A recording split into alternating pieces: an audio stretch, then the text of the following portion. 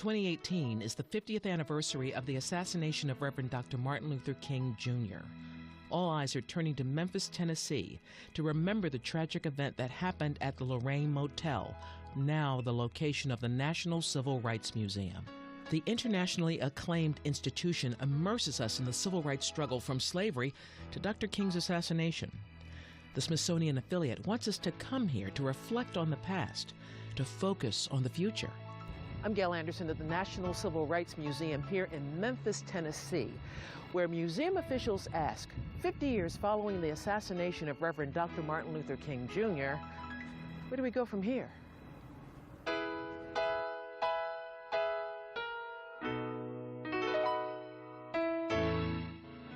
Today, room 306 is just as it was 50 years ago. So on April 4th, Dr. King was actually in a pretty good mood. He's hanging out with his brother, he calls his mom, they're all having a pretty good day. This is hallowed ground. Outside, room 306 of the Lorraine Motel, where Reverend Dr. Martin Luther King Jr. was shot and killed, there's a commemorative wreath. Inside, a recording of legendary gospel singer Mahalia Jackson performs Precious Lord to prepare you for this. Precious Lord. So here we have the place where Dr. King spent his final hours. He was struck down here on the balcony of room 306 at 6:01 p.m. According to Dr. Noel Trent, Director of Interpretation, Collections, and Education at the museum, Dr. King's last words were to saxophonist Ben Branch, who was scheduled to perform that night at an event Dr. King was going to attend. And one of the last things Dr. King said was, "Hey, Ben, when you play Precious Lord tonight, I want you to play it real pretty."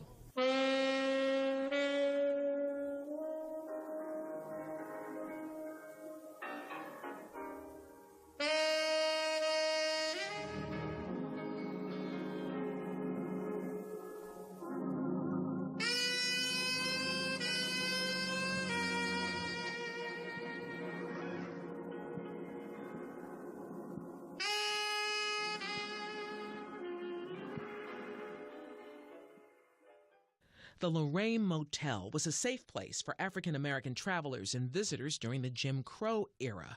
Those were laws that enforced racial segregation from 1877 to the beginning of the Civil Rights Movement in the 1950s. The motel was listed in the Negro Motorist Green Books compiled by Victor H. Green. The books contained businesses and locations where African Americans were allowed to stay when segregation was the law. Because the motel was near Beale Street and Stax Records, black entertainers would stay at the Lorraine when they were in town to record. Among the black celebrities who frequented businessman Walter Bailey's Lorraine Motel were baseball legend Jackie Robinson, the Negro League baseball team, and the Harlem Globetrotters. Also, entertainers Otis Redding, Aretha Franklin, Nat King Cole, and more. They could perform at the popular clubs and hotels in town, but they were black, and they were not allowed to stay at the venues where they performed. Dr. King was the Lorraine Motel's most famous guest. When he would come here to Memphis, Tennessee for business, he would always stay at the Lorraine. And of course, he was here April 1968 to support the sanitation workers' strike. So in 1968, the Memphis sanitation workers were one of the lowest paid city employees. They didn't have any benefits. You could work 80 hours a week and still qualify for public assistance. They didn't have any sick days. If you were 1 minute late, you could be fired or not paid for the day. There was also the trucks that the city had been malfunctioning for years, and the city was aware of this issue. On February 1st, 1968, two employees, Robert Walker and Echo Cole, were in the back of the truck when the compactor malfunctioned, and they were snatched and instantly crushed. February 12, 1968. 1,300 sanitation workers strike. They would meet daily at Claiborne Temple and march downtown, facing brutal encounters with local law enforcement. Civil rights activist Reverend James Lawson of the Student Nonviolent Coordinating Committee was involved with the sanitation workers in their strike. After a police assault on their protest, he said, quote, At the heart of racism is the idea that a man is not a man, that a person is not a person. You are human beings. You are men. You deserve dignity. End quote. Reverend Lawson's statement gave birth to the iconic placards from the sanitation workers' strike. I am a man. Reverend Lawson asked Dr. King to come to Memphis. So King comes to Memphis first on March 18th, and this is where he pledges his financial support as well as spiritual and psychological support to the sanitation workers, saying that all labor has dignity. So on April 3rd, King returns to Memphis, and he checks into the Lorraine Motel. They're trying to do the march. They're served an injunction. They're dealing with those details, and he's kind of exhausted at this point. There's a lot on his mind, and he wasn't feeling very well. He was supposed to speak at Mason Temple Church of God in Christ that evening, but instead he sent Ralph Abernathy, Andrew Young, and Jesse Jackson in his stead. So then what happened was also that the weather was very bad. There was a tornado, forest winds. He didn't think anybody was showing up. Well, when Jesse Jackson, Ralph Abernathy, and Andrew Young enter Mason Temple, everybody cheers thinking King's with him, and he's not. So Ralph Abernathy runs to the phone, calls King, says, "Man, you got to get over here," and he comes. And that is where he delivers his final speech, The Mountaintop. Because I've been to the mountaintop. I don't mind. Like anybody, I would like to live a long life. Longevity has its place. But I'm not concerned about that now. A commemorative wreath marks the exact location where Reverend Dr. Martin Luther King Jr. was assassinated. The Lorraine Motel has been restored to its 1968 appearance. The motel has evolved to become the complex now known as the National Civil Rights Museum, which includes the Young and Morrow rooming house, where James Earl Ray stayed right across the street the day of the King assassination. Also there, evidence recovered at the scene and information leading to the capture and arrest of James Earl Ray. We were the first museum in the country specifically dedicated to telling the story of the African-American civil rights struggle. The Smithsonian affiliate and internationally acclaimed institution traces the history of the civil rights movement and Dr. King's place in that history. When you enter the National Civil Rights Museum, you are met by the massive two-piece 13 by 26-foot, 7,000-pound sculpture, Movement to Overcome, created by Fort Worth, Texas sculptor Michael Pavlovsky. If you step back, let's step back a little bit, and you take a look, you can see that it looks like the United States of America. So what you see is you see men, women, and children all pressing together, helping each other move. And it's meant to show the work of African Americans coming together to help build this country, or people coming together. And you'll notice we're not quite at the top. And that means that there's still work to do. Among the many powerful experiences available at the museum, what it was like to be a slave from the 1600s to the 1800s. How school desegregation began and spread across the United States. We make the acquaintance of the many women, in addition to Rosa Parks, who refused to sit in the back of buses in the 1950s. And we're jolted by the violence, the beatings, and the arrests that occurred at Southern lunch counter sit-ins, protests, and freedom bus rides. We learned there are two Dr. Martin Luther King Jr.'s. There was the Dr. King of the I Have a Dream March on Washington era. What people fail to realize about Dr. King is that, yes, he was young when he was doing this, but we all evolve, right? In our thought process and how we perceive the world, as we get exposed to different things, we evolve. And a lot of times the public consciousness has stopped with Dr. King at 1963. That we stop that he has a dream. And that does a discredit to him because he's continuing to wrestle with these issues. Vietnam's picking up. There are poor whites and blacks being put on the front lines of the war. He has to ask himself some very hard questions in terms of looking at where he stands theologically and philosophically on nonviolence and war.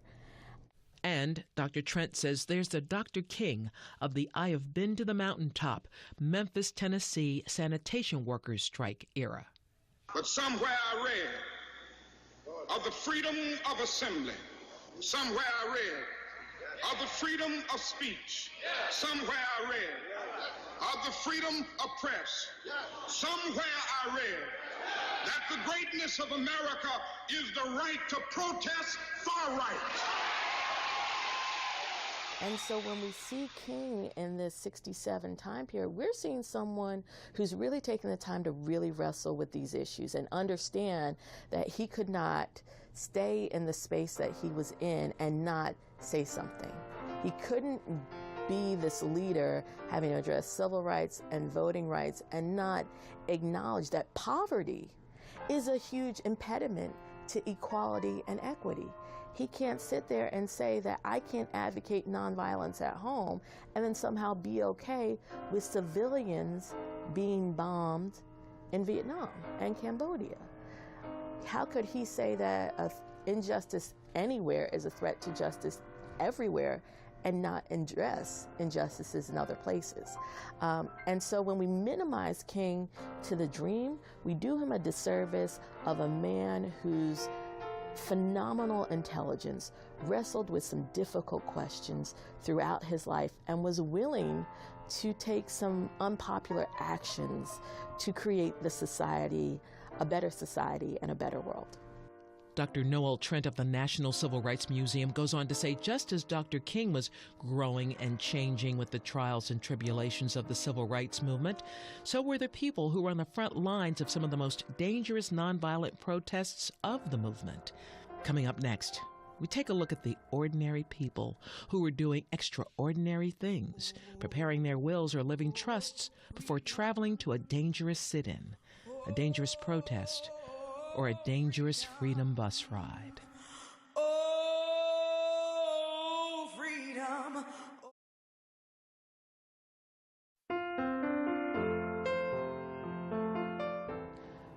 I'm Gail Anderson at the National Civil Rights Museum here in Memphis, Tennessee. This is the location of the Lorraine Motel, where the Reverend Dr. Martin Luther King Jr. was assassinated April 4th, 1968. The nation's premier heritage and cultural museum immerses us in the civil rights struggle and takes us to a time when segregation was the law of the land. Which side are you on, Lord? Which side are you on? Which side are you on, Lord? Welcome to Birmingham, Alabama, 1963, also known as the Magic City, and Bombingham. Bombingham because of the 16th Street Baptist Church Birmingham bombing, killing 4 little girls and injuring several others. These children, unoffending, innocent, and beautiful, were the victims of one of the most vicious and tragic crimes ever perpetrated against humanity. The church bombing was the third in 11 days, coming just 3 weeks after Dr. King's groundbreaking I Have a Dream speech in Washington, D.C. At the time, it's the most segregated city in America, and so King and others formed Project C, was Project Confrontation. How are they going to confront this? And if they can dismantle segregation in Birmingham, they can do it in other areas. But here's the thing, they had this public safety commissioner, law enforcement officer who says, damn the law, down here we make our own law. He didn't care what else was happening throughout the country. Kennedy or whomever could sign whatever they wanted into law. He was not changing. The Birmingham Public Safety Commissioner, National Civil Rights Museum Director Dr. Noel Trent is referring to is segregationist Eugene Bull Connor. You can never whip these boys if you don't keep you and them separate. I found that out in Birmingham. You've got to keep the white and the black separate. The former radio sportscaster refused to provide protection for freedom bus riders. He ordered authorities to go after civil rights protesters with water hoses and attack dogs. And he made it quite clear to the administration of President John F. Kennedy, federal law would be ignored. The events in Birmingham and elsewhere have so increased the cries for equality that no city or state or legislative body can prudently choose to ignore them. week I shall ask the Congress of the United States to act, to make a commitment it has not fully made in this century to the proposition that race has no place in American life or law. Connor said Birmingham, Alabama made its own laws. So King writes letter from a Birmingham jail. We have a recreation of the cell over here. And his letter is really to white clergy who are saying, why are you doing this? Why are you getting involved with this? This is not Christian. This is not part of our theology. And he's contradicting that sentiment in this letter. It's a very intimate letter, one of the most powerful things he said. In an excerpt of the letter from a Birmingham jail, Dr. King wrote, "My dear fellow clergymen, while confined here in the Birmingham City Jail, I came across your recent statement calling my present activities unwise and untimely. But since I feel that you are men of genuine goodwill and that your criticisms are sincerely set forth, I want to try to answer your statement in what I hope will be patient and reasonable terms. I have the honor of serving as president of the Southern Christian Leadership Conference, an organization operating in every southern state with headquarters in Atlanta, Georgia. Several months ago, the affiliate here in Birmingham asked us to be on call to engage in a nonviolent direct action program if such were deemed necessary. We readily consented, and when the hour came, we lived up to our promise. So I, along with several members of my staff, am here because I was invited here. I am here because I have organizational ties here. But more basically, I am in Birmingham because injustice is here. It is unfortunate that demonstrations are taking place in Birmingham, but it is even more unfortunate that the city's white power structure left the Negro community with no alternative." I'm going down the Mississippi. The National Civil Rights Museum then takes us to June 1964, Freedom Summer, or the Mississippi Summer Project. This was an effort by a number of organizations to educate and create change statewide in Mississippi. And so what they did was, you can't train someone for the voting exam if you don't know how to read and write. So this is what these schools did. And so these were schools like this, buildings like this existed all across the state of Mississippi during Freedom Summer, which was 1964. Also the summer of June 1964, June 21st, 1964, the murders of Freedom Summer civil rights workers Andrew Goodman, Michael Schwerner, and James Chaney. This is also the summer that Schwerner, Chaney, and Goodman go missing, and they don't find their car and their bodies till about August of that year. Investigators report the trio of young men had been ambushed and shot dead by the Ku Klux Klan in Philadelphia, Mississippi. Their bodies found in an earthen dam in rural Neshoba County. That burnt-out car is taken to the Democratic National Convention in Atlantic City, New Jersey, and left on the boardwalk in front of the convention meeting as a way to urge the Democratic Party to address these issues. Dr. King said the arc of the universe bends towards justice. It takes a while, but it does bend, so you have to stay engaged with this change. Coming up, how a Southern California nonprofit organization is keeping alive the dream of Dr. King's, and the National Civil Rights Museum's attempt to help us answer Dr. King's question, where do we go from here? One day, when the glory comes, it will be ours, it will be ours. The AIDS Healthcare Foundation chose to use the soundtrack from the movie Selma for its 2018 Rose Parade float dedicated to the legacy of civil rights icon and Nobel Peace Prize winner Reverend Dr. Martin Luther King, Jr. Aboard the 55-foot float, the image of Dr. King, members of the community who continue to work to keep alive the promise of Dr. King, the infamous Selma, Alabama Edmund Pettus Bridge, and a reproduction of the Martin Luther King Jr. Memorial found in Washington, D.C. Good evening. Dr. Martin Luther King, the apostle of nonviolence in the civil rights movement, has been shot to death in Memphis, Tennessee. April 4th, 1968, Dr. King was shot to death at the age of 39. confirmed racist and small-time criminal James Earl Ray confessed to the assassination. We thought that it would be a fitting tribute both to honor Dr. King on the 50th anniversary of assassination, but also to continue carrying on the promise of justice and peace that he was striving for. The story of the March 9th, 1965 Edmund Pettus Bridge March and the Bloody Sunday Clash are among the many graphically told civil rights stories found here at the National Civil Rights Museum in Memphis, Tennessee. So you look in front of us, we've got a version of the Edmund Pettus Bridge. And what we have before us is the actual footage of Bloody Sunday. And what you'll see is you will also see John Lewis being attacked. As a young man, him and Hosea Williams were at the front, and they were one of the people attacked. Civil rights leader John Lewis, whose skull was fractured in the Bloody Sunday March for Voting Rights, became U.S. Congressman John Lewis, representing Georgia's 5th Congressional District. Hosea Williams, who was considered Dr. King's most trusted colleague, became a member of the Georgia State Assembly and continued his civil rights activities until his passing November 16, 2000. Yes, there's some great leaders featured here in the gallery, but it really and truly is about the ordinary people doing extraordinary things in ordinary times. How are we going to be inspired by 1968? How are we going to be inspired by King's death to move forward? We have some really serious issues to address as a community. How are you going to do that? What are you going to do?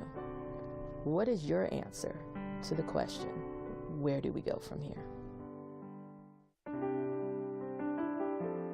In Memphis, Tennessee, at the National Civil Rights Museum, Gail Anderson, KTLA 5 News.